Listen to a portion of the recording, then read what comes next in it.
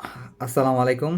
আমি আজকে আপনাদের সাথে আলোচনা করব আরএস খতিয়ান কিভাবে চিনবেন অথবা আরএস খতিয়ানে কি কি থাকে এবং আরএস খতিয়ান চিনতে হলে আপনারা কি কি জানতে হবে।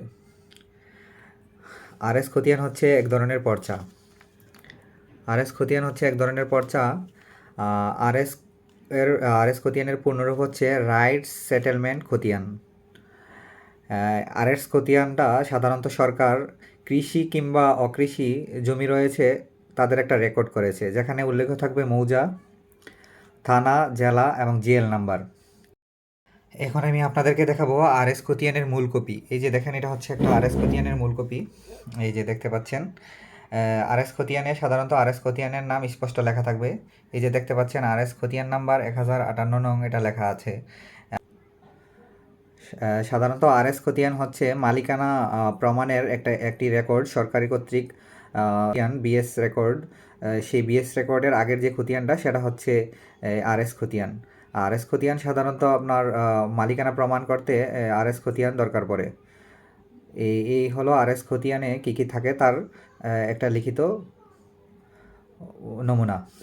এখন আমি আপনাদের সাথে আপনাদেরকে দেখাবো যে আরএস যে মূল খতিয়ানটা সেটা আপনাদেরকে এখন দেখাচ্ছি। আরএস খতিয়ানের উপরিভাগে বাম দিকে জেলার কথা লেখা থাকবে। আপনার জেলা যদি ঢাকা হয় ঢাকা লেখা থাকবে, কুমিল্লা হলে কুমিল্লা। এই যে দেখুন, উপজেলা, থানা কোতোয়ালি অর্থাৎ কুমিল্লার সদরের যে থানা, এটা সদরের একটি খতিয়ান। এই যে দেখেন লালমাই পাহাড়, এটা হচ্ছে লালমাই পাহাড়ের যে মৌজা, ওই মৌজার একটি খতিয়ান, জিএল নাম্বার লেখা আছে। এরপর এই খতিয়ানে কি ধরনের জমি রয়েছে সেটার কৃষি বা ইজারাদারের যে নাম আর ঠিকানা এটা লেখা থাকবে। এরপরে অংশ, এই যে দেখেন অংশর নিচে লেখা আছে 16 আনা, একদম নিচে 16 আনা লেখা আছে।